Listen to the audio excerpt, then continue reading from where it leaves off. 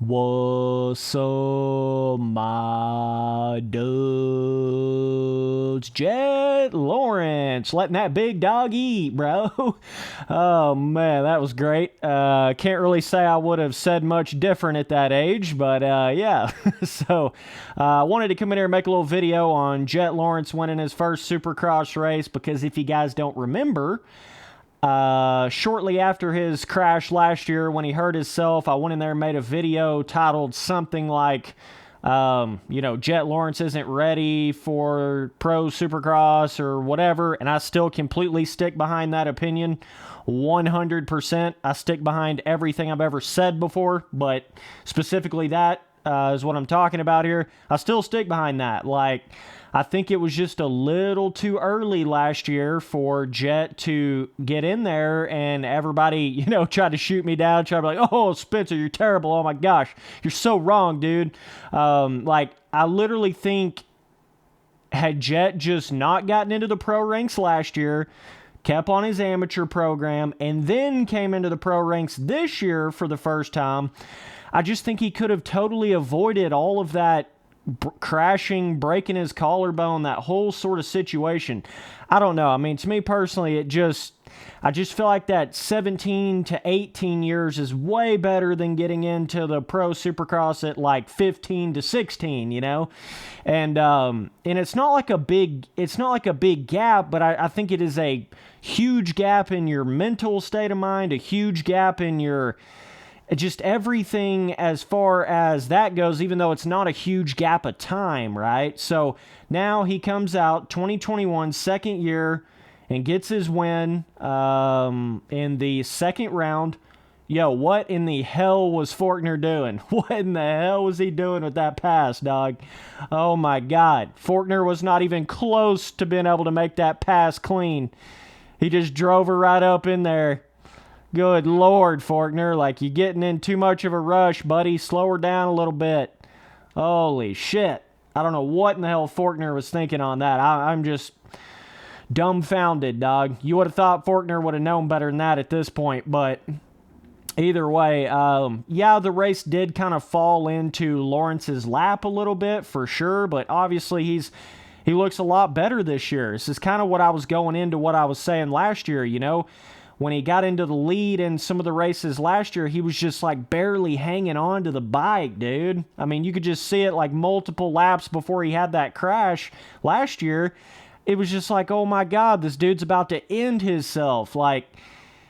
He does not need to be, I don't know. It's when you're that young, when you're 15 or 16, you're going to ride way over your head when you're leading a pro Supercross race for the first time. You're going to ride way over your head, whatever it takes. And guys, you got to understand, that's cool and all. I respect the hustle. I respect the, going for it and all that kind of shit. I respect all that. But, you got to understand, all that come out to was him just crashing, breaking his collarbone, and then couldn't really get in there till outdoors again. And then didn't really, So it's just come on, guys. 99.99% of these dudes that get into pro Supercross when they're 15 or 16 have some sort of crazy crash and get hurt, They'll go in there and ride way above their head and they get hurt.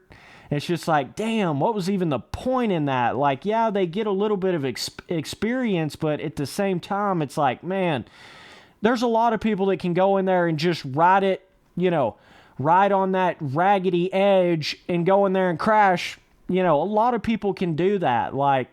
That's not a big deal. I mean, the big deal is being able to go in there and ride like that and keep it together for a whole main event and actually being able to finish the shit, right?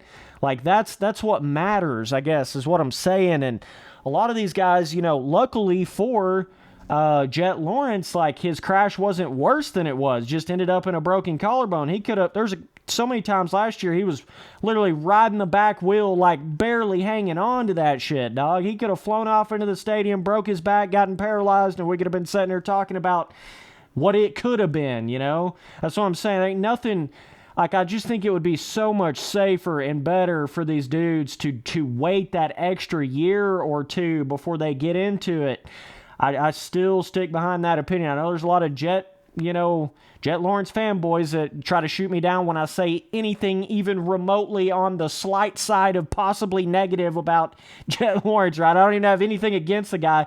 What I'm saying is I'm trying to prevent him from having crashes and hurting himself, but, people like to freak out. So, but now, now another year into it, he's, 17, going on 18 now. He looks way more posed, way more in control of the bike. That first race, he just took a fourth or whatever, he didn't get in too much of a hurry, didn't ride out of his comfort zone, didn't do anything stupid, I feel like he would have pushed it way over his head had it have been last year, in the first round of 2021, had it have been last year with his mindset last year and, his experience last year, he would have rode over his head and probably crashed in the very first round. So, yes, he's way more in control of the bike, way more, he just kind of lets the race come to him, and it definitely did for sure with Forkner crashing. Craig got a bad start. He just kind of had to, ride his own race, basically. Didn't really have to push it anywhere too hard or try to make some crazy pass or anything. And the round 2 definitely just kind of worked out for him. So it's cool to see. Glad he didn't get super hurt in that crash last year. I hope he continues to ride like this, If he gets in second and, Forkner's in the lead, I hope he doesn't try to ride way above his head. Like, it's just stupid. I mean, riding above your head is just stupid.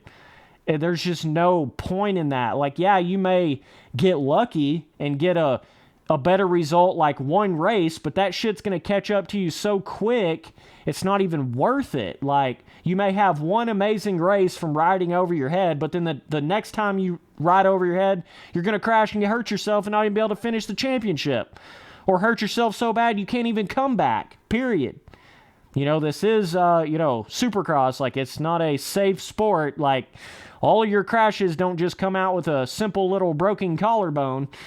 So I'm just saying, like, I've just seen it time and time again. These kids getting in there super early. It's just so much pressure, so much, like, I don't know. That's a lot for a 15 or 16-year-old, man, to be shot right into professional Supercross. I mean, I know they used to do it back in the day. That was like the standard age, but man alive, like, you got to understand how much the game has changed over the years too. Back in the day, it wasn't like everybody was as serious as they were now about it, right? It's a whole different animal now. It's on another level now with how everybody trains and everything that they do. So I think a lot of these younger dudes get in there and they're wicked fast, really, really fast on the bike, but they don't necessarily have the training and the mental state of mind and all that other all those other little pieces to the puzzle to really prevent them from having a bad crash and try to allow them to, really get up there and finish a race and shit like that. So either way, it's just my opinion, but congrats to him for sure. And, like there's definitely crashes in Supercross where it just happens. You just can't avoid it. Crashes just happen sometimes, right? I totally understand that. You could almost say that, I don't know. There's just a lot of times where it's not really that you're pushing over your head, but it just crashes just happen. But trust me, dog, Jett Lawrence's crash that he had last year was pushing over his head. If any of you guys didn't watch that race, literally the 3 laps in a row before that crash, I'm talking no shit, like wheeling up the face of the main Supercross triple, like barely hanging on to that motherfucker. I mean, I remember sitting there thinking like, oh my God, this dude is about to crash. He had better tone it down. And it wasn't 2 laps later, when whoever that was that caught up to the back of him right there on close to the last lap, and he crashes, flips over the bars. I mean, that straight up was pushing over his head's what caused that crash. No doubt about it. No doubt about it. Either that, pushing over his head / arm pump, whatever you want to call it, right? But, got caught up in the moment. And you can't blame him.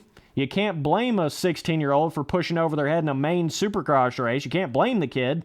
That's what you do, but that's kind of my whole point, That's why there don't really need to be 15 and 16-year-olds in professional, full-blown, pro level Supercross. I feel like it's just so much better when they wait that extra year or two. It so much safer, so much better overall. They're so much more in shape. They're so much more right mental state of mind and all that kind of stuff, But luckily, like I say, wasn't as bad of a crash as it could have been last year. So we'll see what he can do. He looks a lot better on the bike. And we'll see, man. Forkner is still making really bizarre, stupid decisions. So he could definitely, Jett Lawrence could definitely win the title. We'll see how Craig kind of bounces back. But, yeah, definitely not a shocker to me. I mean, the kid's got speed. He's had speed the whole time. But now, a year later, he's kind of starting to prove that he's getting his control over the bike. He's kind of getting his racecraft smartness down, not pushing over his limit. It didn't look like to me he was pushing over his limit at all.